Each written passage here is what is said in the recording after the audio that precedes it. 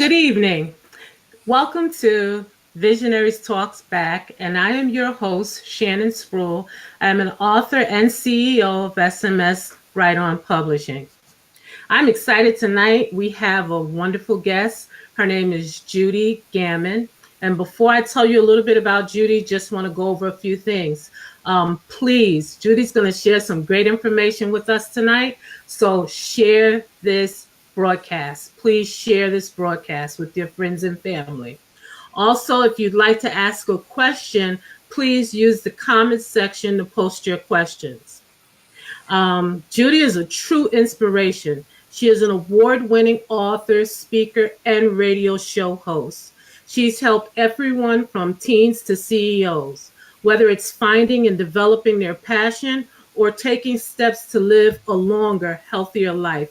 Judy Gaman delivers. A graduate of the prestigious George Washington University School of Medicine and Health Sciences and the School of Professional Studies, Judy learned how to tie together her knowledge of health and wellness and her desire to educate and inspire others. She is an award-winning author of 4 books and is currently working on books 5 and 6 simultaneously.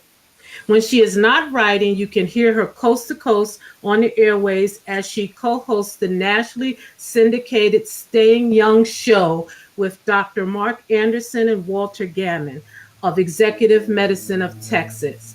Her infectious personality and love of research keeps audience of all ages and backgrounds entertained and educated. Please welcome Judy Gaman. Judy, how are you? I'm doing great, but I feel so humbled. I'm like, that sounds way too good. I know my assistant said that, right? Well, I am happy to have you all the way from Texas, all the way from hot Texas. No, it's been so hot. But it's been a break because we got some rain and it feels good. It's good now. Okay, all right. Well, you can keep the heat. All right, so we're just gonna jump in and have a conversation here. I'm gonna start off with asking a question. Okay. Why is it that some people are old at 65 and some seem younger than ever? That is a question I get asked so often. And I'm really glad you brought it up because that is just the way things seem to be going. There seems to be a huge divide. And part of the problem with people that are aging prematurely has to do with lifestyle. And maybe even far beyond the don't drink, don't smoke, we've gotten into packaged and processed foods, artificial sweeteners, much work, too many electronics, and all of those things age you. So as we're seeing the population grow and mature, we're seeing a big divide, even bigger than we have in the past. So it's real fascinating to kind of see the people that are taking better care of their bodies. They're getting their fresh fruits and vegetables. They're exercising regularly. They're taking screen breaks, meaning get off your phone, get off your computer, and actually go out and walk in the grass. Imagine that, right? And enjoy life, because that's what keeps you young. So let me ask you this. I know there are some that are watching that are up there in age, like me. Not up there in age, but I'm in my mid-50s, and we start to wonder: is it too late? Is it too late to turn it around and get yourself in a healthier state? Start to look younger and more vibrant. It's not too late. We've seen people in their 50s, 60s, even 70s make dramatic changes. And one of the things that is often overlooked about age 40, 50, even 60 is hormones. And hormones are so important. You want to have those balanced.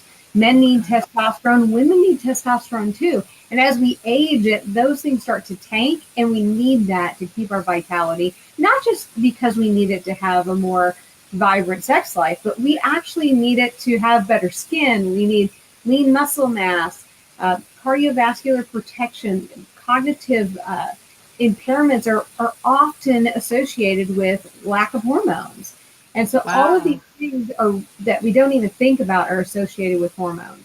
So number one, you got to get your hormones checked. Not everyone needs to go on bioidentical hormones, but a lot of people do. So when you say get them checked, what when during a physical, you can ask your doctor to check your hormone levels, or how is it checked? Is it a blood Absolutely. test? It is. It's a blood test. Now they do have some other like cheek swab and saliva, and we don't get into that. We strictly look at blood work. And when we're looking at blood work, we're looking at the testosterone, free and total in men, because those numbers are very important. You need to know both. And then Okay. testosterone in women as well, the total.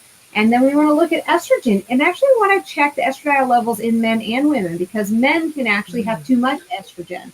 And you can see Wow. it sometimes in their physical bodies. It may be very heavy around the middle, or they may have gynecomastia, which is man boobs, so to speak. And you Mm. can see the outward expression of some of these hormone imbalances. And these are really important to get in check. Women that go through Wow. menopause, sleeping, sometimes their progesterone is tanked. You need progesterone to sleep through the night and really overall have better health. Wow, I've really never knew that. So, are you suggesting that, part of your request from your doctor is to check those levels? Is that something you'd have to go to a specialist for, or your regular primary doctor can run those type of tests?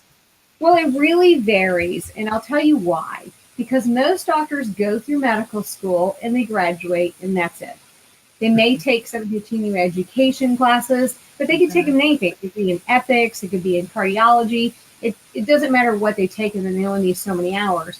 But you will find physicians that have gone on. They've really kept up with the latest research. They're going to all the conferences. They're Okay. learning about these things. And instead of letting the drug companies whisper in their ear, oh, prescribe this, oh, prescribe Hmm. that, Yeah. saying, okay, what can we do about nutrition? What can we do using bioidentical hormones? What can we do that is a more natural approach to longevity? And those are Wow. the kind of physicians you want to look for. Wow. Okay. All right. What are the top three things we need to pay attention to if we want to live a long and productive life? Oh, great. Number one, nutrition. It's Okay. very, very important. You have to pay attention to your nutrition. And a lot of people think, well, I eat healthy, but they don't realize that maybe they don't eat as healthy as they think. If they're not getting 7 servings of fruits and vegetables a day, that's not enough. And Actually, even 7? 7, I know it Wow. seems Okay. like a lot, but that's what we need. But before, before we had the options we have at the grocery store now, right? You would go to the store and anything you weren't growing in your garden, you would pick up. So usually that was like dairy, maybe eggs if you didn't have your own chickens, some of those things, flour and such. Now you go to the grocery store, and the center of the grocery store, I call it the the barcode aisles. I've That's heard that. yeah, that's really where you don't want to go, but it's where we all gravitate to. And part of it's, marketing and packaging and all of that, but or the carbaholics we've all become, because once you start eating carbs, it's hard to stop. Oh, yeah. But we need to be shopping the perimeter of the store. Go in, get your meats, get your dairies, get get all the things that you need to get and get out. Get your veggies and your fruits, and really make your diet out of that. And for people who are most people who are not getting proper nutrition through their food, they will need a supplement. It just isn't the way it is. And in America, as much as 90% of people might have a vitamin D deficiency, and we see it Yes. all the time. Yes. And here in Buffalo, I'm in Buffalo, New York. Uh-huh. It's like everyone that I talk to is Yeah. taking, I have the vitamin D. And I think my doctor tells me it's because um, we have tough winters and we're not outside in the sun as much. And we have long winters that plays into it. But I notice in this area, there's a lot of people with a vitamin D deficiency. Well, there's a big mistake people make, and part of this is just we all grew up thinking all we need is to get a little sunshine and we'll produce our own vitamin D and we'll be good. But the rays from the sun are very specific, and unless you live in Hawaii, you're Mhm. not going to be able to make vitamin D from what you're getting from the sun all year round, even if it's Okay. sunny. Even here in Texas, where we have more sun than we need, we can send you some if you need some. But even here, we're not going to get vitamin D, uh, the rays we need to make that vitamin D all year long. So Okay. we have people that are in the sun that are out that still have deficiencies. But it's not just that. We've become an inside society. Our Yeah. jobs are inside. We're inside of our homes. We're not getting, even though it may be sunny outside, think about how much time you actually spend out there in the sun and Mhm. how much skin isn't already covered up. Or if it is sunny and you are exposed, are you slathering yourself in sunscreen? Yeah. Because that blocks that vitamin D production. So there's a lot of things to consider. And quite frankly, 1,000 milligrams of vitamin D on a daily basis is a really good rule of thumb. Okay. Okay. What is the gut microbiome and how is it connected to the brain? Oh, I love this. Okay. Well, we used to think that we didn't want to have any bacteria in our body, but now we know that we have to have particular bacteria in our body. Okay. Specifically, the gut microbiome means you have to have a good combination of the good and the bad bacteria in your system, in your gut. And how do you get it there? You get it through prebiotics and probiotics. A lot of Mm. people have heard of probiotics. We don't eat yogurt, fermented foods, and you can take probiotic supplements. But prebiotics are just as important because even though you may have ingested the probiotics you need, if they don't have food to maintain their health, they're going to die away. So you need things like asparagus and fibrous foods because those are prebiotics. That's the food for the bacteria that needs to live there. What we found is there's a connection between the gut and the brain. There are a lot of people that have severe anxiety, they have issues, and really when they get their gut healed, a lot of this goes away. It's a huge connection. There's a lot of research being done, and I can't wait to see where we go with it because I think we're going to solve a lot of problems by fixing the Wow. gut. Wow. Okay. Um, you mentioned it a little earlier. Let's talk about social media. Is social media hijacking our brains and our relationships? We're all connected. Facebook, your phones, you name it. It's just like we don't do anything. Even the children, they don't go out and play anymore. They sit in front of a computer or video games. So true. And I feel like a hypocrite, right? Because a lot of people are watching us right now on their computer. So it's like, oh, yeah, don't do that. But here we are. Well, we're bringing them some good info. That's right. This is good, solid stuff. Yes. Well, here's what's happening in our society. And it's really amazing that we didn't kind of catch on to this a little sooner. And that is when we're attached to our phones, when we're attached to our computers, we're not making true connections with people. And there are parts of the brain that actually light up when you see someone in person. And this does not happen when you see them on a screen. This is the very important thing. There's a part of our brains that have to be activated that actually the only way to activate them is through face-to-face connections in real life. And Wow. we've gotten where we feel like we can friend somebody or like something. And it lights up a different part of the brain, but unfortunately, it's a part of the brain where we almost get like, have you ever heard the term Pavlov's dogs? And Hmm. research, we almost get to where we're sitting there just panting at oh, they liked me, yay, oh, they commented. And Yeah. this is not real life. This is not what that's doing is it's actually feeding a sort of addiction to being like the need to be liked, the need to physically have someone hit a like button, friend you, someone unfriend you. Think of what those emotions that you get from that. It's unnatural and it's changing the way we think. And with Wow. kids, there's some new studies out that actually came out, I think maybe last month. It's fascinating stuff. And it's about body dysmorphia. And in body dysmorphia, that's when we see ourselves much differently than how we really are. This is how people that are Mhm. anorexic sit there and Yeah. really believe that they're fat. And people that have maybe the tiniest blemish feel like it's taking over their whole face. it's a real disconnect between reality and what perception is. And what with our kids that are on these Snapchats and things, they're actually using that to determine their worth. There's a huge increase, believe it or not, a huge increase of young kids, teenagers to just out of college that are seeing plastic surgeons to, quote, improve their self. And it's a very unhealthy place to be. And we've got to do something. Yeah. And do you think, I kind of think, do you think that media, television, movies, commercials, they feed into this too? Because you always see on television the beautiful complexion, the pretty hair, the skinny woman. You know what I'm saying? You don't see blemishes. And I think our younger generation, they try to strive to be what they see on television. Oh, yeah. And they're not able to. We don't walk around photoshopped. I mean, we are who we are. And what happens when you turn a magazine and you turn the page, you're looking at airbrush stuff. You're looking at Photoshop things. A lot of times you'll see photos where maybe it's the arms of somebody else or the hand of somebody else on a body of somebody else. They do this all the time in movies, right? You have a butt double or you have a hand double or whatever it is, because maybe a certain part of that star doesn't look as good as the other parts.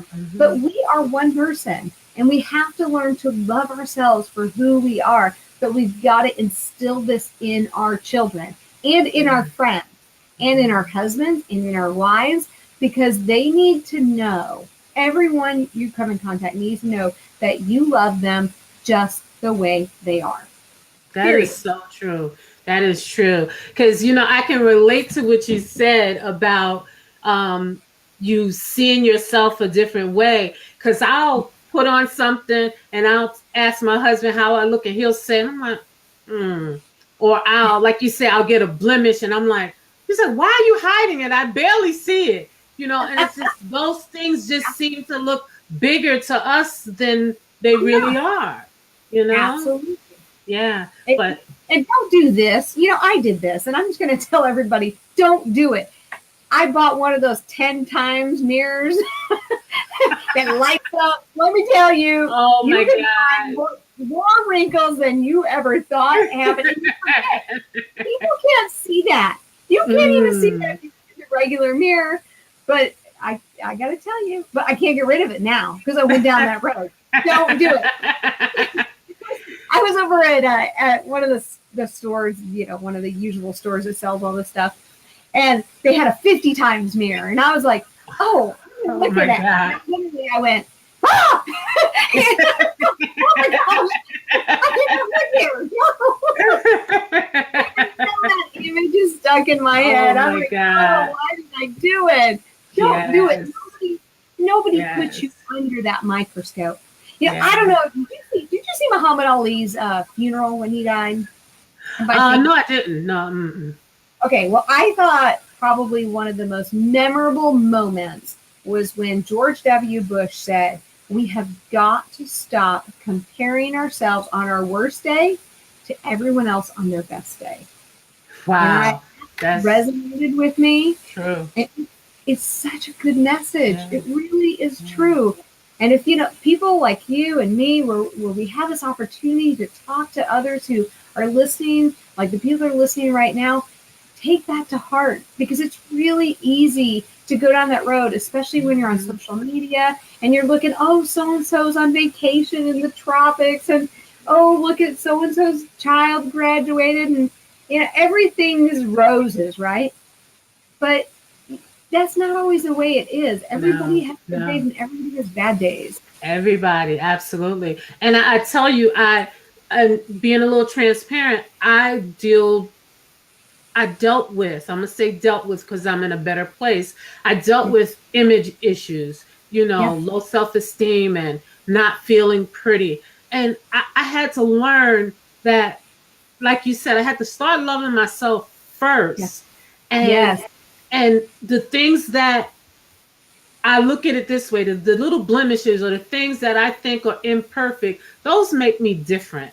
Those I look at it, those are my unique features, and I Yep. learned to embrace them. It took me a long time, but I like where I'm at now because I love Shannon now. And it was once upon a time I didn't love Shannon.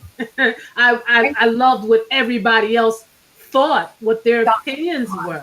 Yeah. Yeah, yeah, Yeah, that's so that's true. such a good point. I'm so glad you shared that because Yeah, it really is so important that it starts with you first. absolutely, And absolutely. we should celebrate our differences. And Hmm. there's a really odd thing happening across the country where we feel like if you aren't just like me, there's something wrong with you. Right. And that's just that. No, we should all love the fact that we're They're different. different because And you there's know what? only one Shannon. If we were all alike, wouldn't we be pretty boring? Boring. It would be a boring world. What are we talking about, right? Maybe sitting here going, "Yeah, I agree. I agree with you." Okay, show's over. Absolutely, you're right. You're right. So, along with helping people stay healthier, stay younger, you also are coaching people, helping people find and discover their passion. Let's talk about that a little bit. How do Well, you, I one of mean, my I'm uh, sorry? go ahead. No. So the question is, how do you help people discover their passion? Well, one thing is to accept and understand that maybe you don't know what your passion is. I Yeah. love to speak to college students, and when I'm talking to college students, I'm like, okay, so here you are. You may be 20 years old. Your prefrontal cortex, the beginning frontal part of your brain's not fully developed. So you're being asked to make choices on what you want to do the rest of your life, and Mhm. sometimes who you want to marry, and all these things so early in life before you actually have the tools in your toolbox to know those things. Mm. And and when they're in college, and I use college kids as an example, and this, it could be anybody at any age, but when you're in college especially, you are given, do you want this major, this major, this major? They don't even know all the different opportunities that are out there for each of these majors. They don't even know what they want to do. Maybe they're going to go into one thing or another because that's what dad wants me to do, or that's what mom wants me to do, or I kind of have an interest in this, but they don't really understand what that is. And then people that get teaching degrees, they step one foot in the classroom and go, I don't want to do this. Mhm. Yeah. You have to understand what it is and how does it speak to their strengths. And think outside of the box as well. I'm sending, Leah, I'm going to tell you this, and this is going to make me feel really old, but we're sending our last child off to college. And between the two of us, we have his, mine, and ours. There's 10 of them. And our son that's leaving, he has an incredible love for music. And we said, okay, but we don't want you just to get a music degree. We'll pay for your music degree, but you got to have a second degree too. But he's always been fascinated with the brain. So about 18 months before he was leaving, we said, do your research and try to figure out how you can incorporate your love of music and another field. And we were quite impressed. He came up with neuroscience and a music degree. And he's going to go off to Indiana where you're going to allow him to take both. And he wants to study the effects of music on the brain. And he can help Wow. Alzheimer's and strokes. There's a lot of new emerging research in there. But this is about finding your passion and then Wow. deciding how to take that passion and create your world. What does your world look like? Wow. And it's not, I say it's hard to do, but it's not really that hard.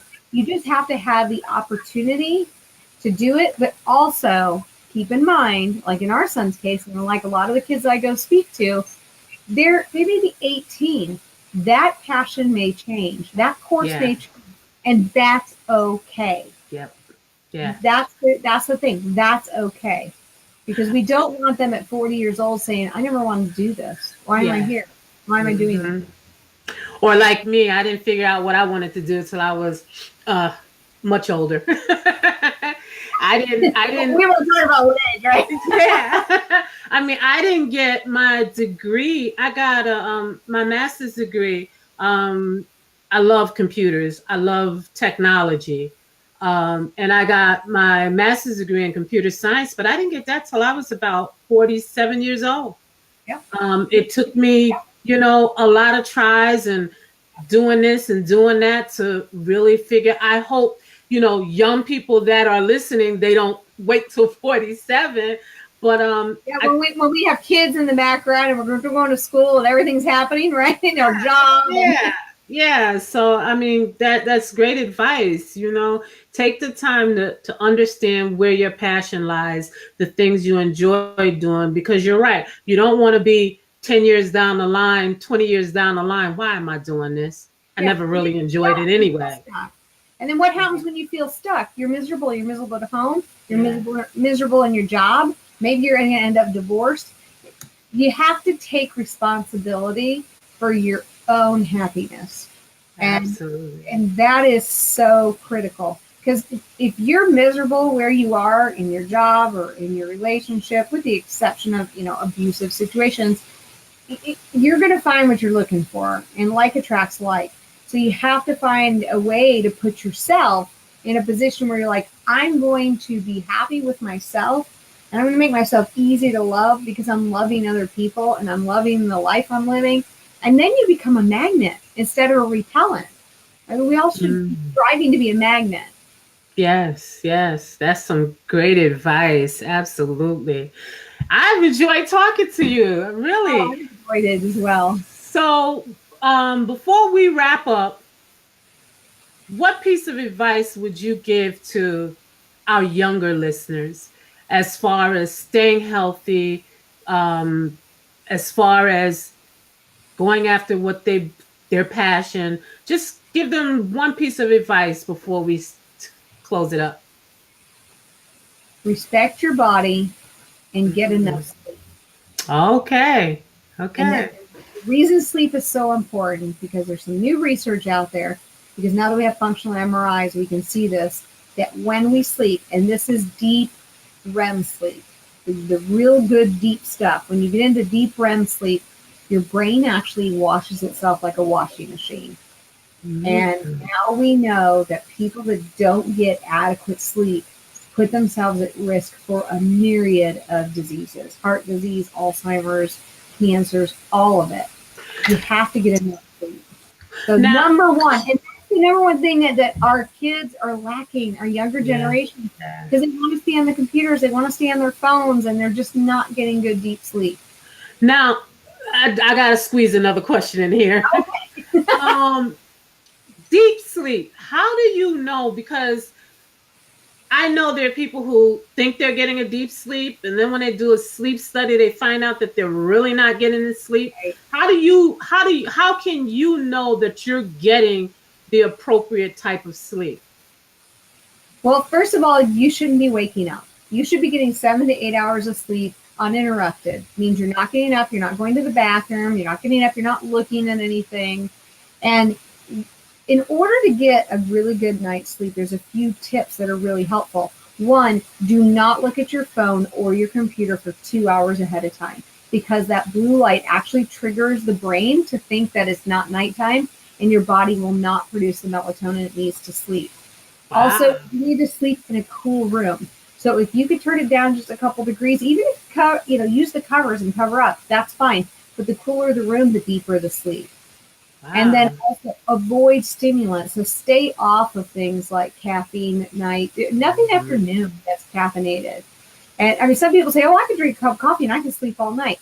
Well, maybe, but you're probably not getting the deep sleep that you need to get. Okay. Very, very important. And if you wake up and you're still tired, you probably are not getting good REM sleep. You should wake up refreshed. And people that have sleep apnea, and you mentioned like the sleep studies, the people that have sleep apnea are usually the people that say, I slept 8, 9 hours and I'm still exhausted. There's a reason for that. Okay. Okay. And I guess you shouldn't be drinking anything because if you have to No, sleep 8 hours, you can't get up and go to the bathroom. So I think I can't drink anymore before I go to bed. Well, here's another thing. Speaking of drinking, I know you might be talking about water or anything else, but Yeah. people think that if they have, they top themselves off at night with a glass of wine or whatever, it's going to make them sleep better. It's just the opposite. Alcohol has actually been proven to make you not get the restful sleep you need. So avoid it. And that's another problem. And I'm going to wrap up because you keep generating questions in me. Okay, I'm going to tell you straight. But that's another problem. There's so much misinformation out there because there was just a study. I saw a news report where they said a glass of wine before you go to bed helps you sleep. So it's like you hear so many Follow the money. You see who paid for that study. Yeah, and it's amazing because me personally, I think to myself, alcohol making you sleep, I don't see it, but that's what they're saying. So it's just amazing how much misinformation is out there, and people have to really, really be careful when listening to everything's out there. You got to try to do your homework. Yeah. Well, those that are going to get the most, like that one you just mentioned, they're going to get a lot of what we call press time or time on social media, because people like to hear things that are going to be in favor of their habits, especially the bad habits. So when that comes out, it goes like wildfire. I say to him, I shouldn't do that. No, you're not going to hear it. Yeah. Do me a favor before we go. You are an author and you have 2 of your books with you. I do. Hold them up one at a time. And tell us the title of them and where the audience can find your books. Yeah. So this here is Age to Perfection. And Age to Perfection, let's see if I can get it on the screen here for you. Yeah, yep. Age to Perfection, How to Thrive to 100, Happy, Healthy, and Wise. And you can pick that up on Amazon, or you can also go to stayyoungamerica.com. Okay. And here we've got Stay Young, 10 Proven Steps to Ultimate Health.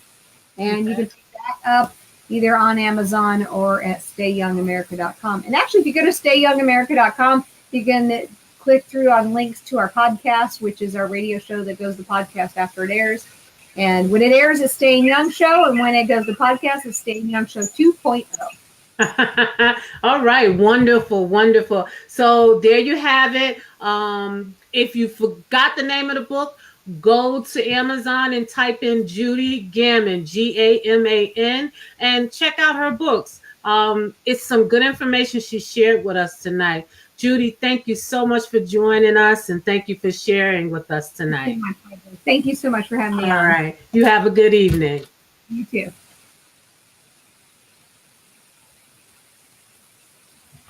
All right, everyone. That is my show for tonight, but stay tuned. In about 30 minutes, we actually have another guest. We have Daryl Fletcher, and we will be interviewing him. So join me at 8 o'clock and see what Daryl has to share with us. I hope you enjoyed the information that Judy shared with us tonight. So as usual, God bless, and I'll see you at 8 o'clock. Bye-bye.